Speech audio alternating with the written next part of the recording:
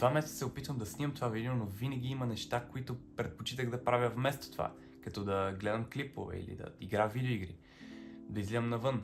И докато имах тези неща на разположение, ми беше много трудно да се накарам да снимам. И винаги съм смятал, че този проблем се дължи на факта, че не съм достатъчно дисциплиниран или мотивиран да свърша задачите си. То всъщност именно този начин на мислене беше причината да върша 3 пъти по-малко задачи от сега, защото ме лишаваше от контрол върху действията ми и ме караше да мисля, че явно аз съм сбъркан по някакъв начин. И колкото повече следвах съветите онлайн да излизам от комфортната си зона и да върша правилните неща, въпреки че не искам, толкова по-трудно ми ставаше всъщност. Защото така по презумпция определях задачите си като най-неприятната и трудна част от ежедневието си. Естествено затова ги избягвах и вместо тях избирах всички по-приятни неща на разположение. Исках да свърша задачите си, но не можех, защото бях заед с по-приятни алтернативи. Мозъкът ми търси най-приятната и стимулираща дейност, която да се захване, докато аз се опитвам да го накарам да стане в 4, за да се изкъпя с студена вода.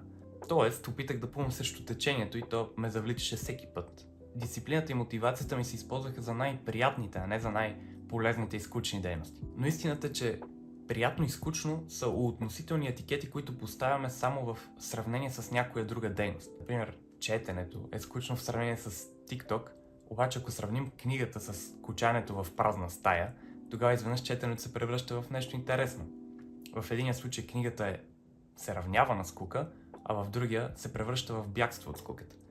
Разликата е в обстоятелствата, при които правим избора.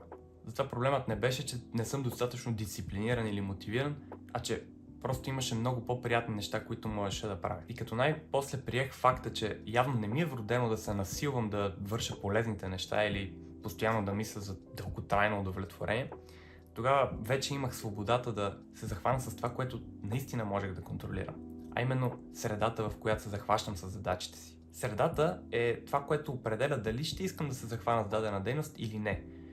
Затова вместо да се обвинявам, вече просто търся начин как да премахна по-приятните дейности, така че пред мен да остане само това, което трябва да свърша. И така ще предпочита да го направя, дори да е трудно, дори да не искам, защото единствената алтернатива е скуката. Така разбрах, че ако направя най-интересните занимания недостъпни, тогава тези, които ми се струват скучни, като учене, четене, трениране, каквото и да е снимане, тогава тези занимания ще заемат мястото на интересните. И така започнах да ги върша доброволно с удоволствие, а не с отвращение. Спрях да се обвинявам, че ми липсват дисциплина и мотивация и се съсредоточи върху обстоятелствата, при които правя избора, което се оказва един от най-добрите ми избори до сега, защото ми позволява пряко да контролирам колко ще ми е трудно да правя повече правилни избори на ежедневна основа.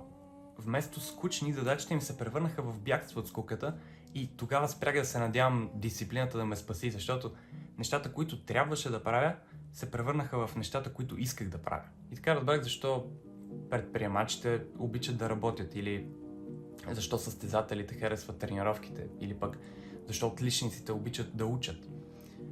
Не, нямат повече дисциплина или мотивация от нас, просто са направили трудните неща единственото нещо, което могат да правят. Разбира се, по-лесно е да се каже, отколко да се направи, но смятам, че това видео е едно малко доказателство за напредъка ми по въпроса. И явно, за да успееш, трябва да жертваш всичко, което искаш на момента, за това, което искаш най-много. Бъди здрав!